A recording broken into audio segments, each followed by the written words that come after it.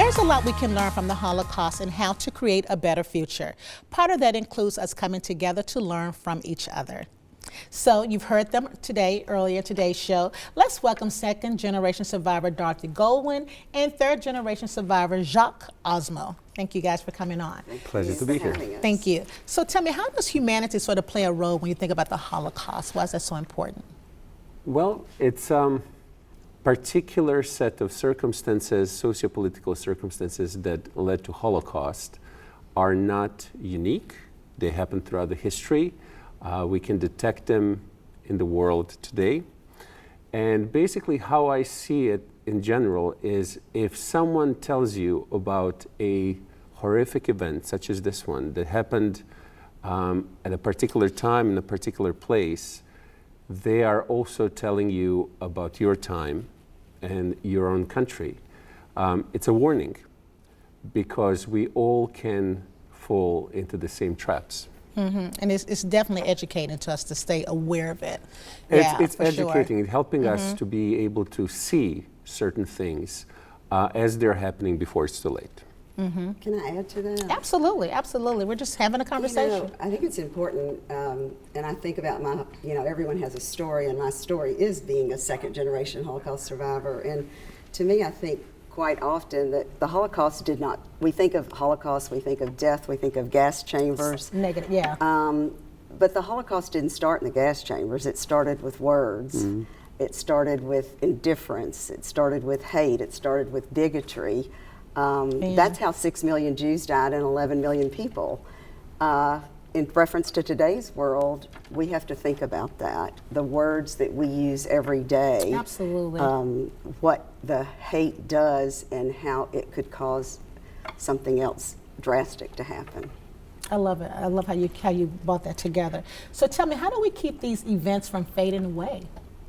We have to remember, my job as a second generation survivor, you as a third generation, is we have to keep the memory alive. We have to continue to share what happened to our family, how this can happen, and how to avoid it from happening. So by continuing to share the memory, by being aware that hate, indifference, bigotry can cause such terrible things to happen as 6 million Jews being killed due to a systematic method of assuming that it was okay at that time to do that.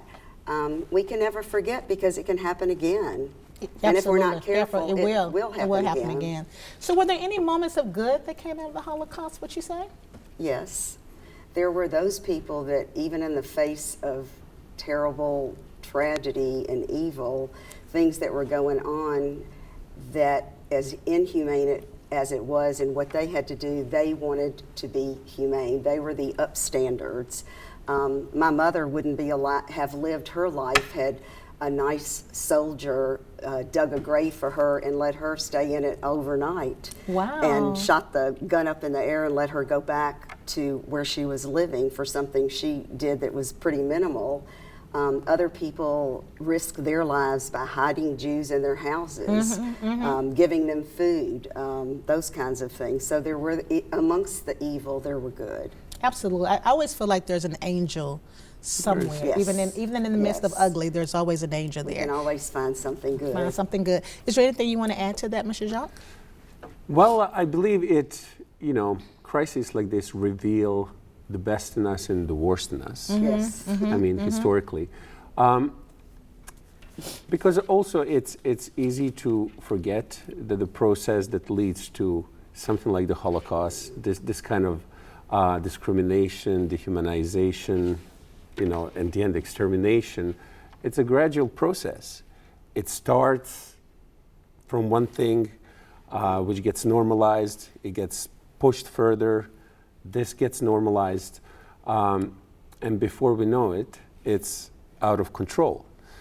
So I do think all of us, it's kind of hard to imagine something like that happening to us where we live, but it's important to know that it can happen anywhere. Absolutely. And I think when we think about the Holocaust, it's just I don't know why we always kind of lean toward the negative. And I want to thank you guys both for coming on and enlightening me and my audience about the light at the end of it, because there is light at everything. I feel like there's light and there's reasoning why. Thank you both for joining me. I want to take you all back to the Bells Museum when we return.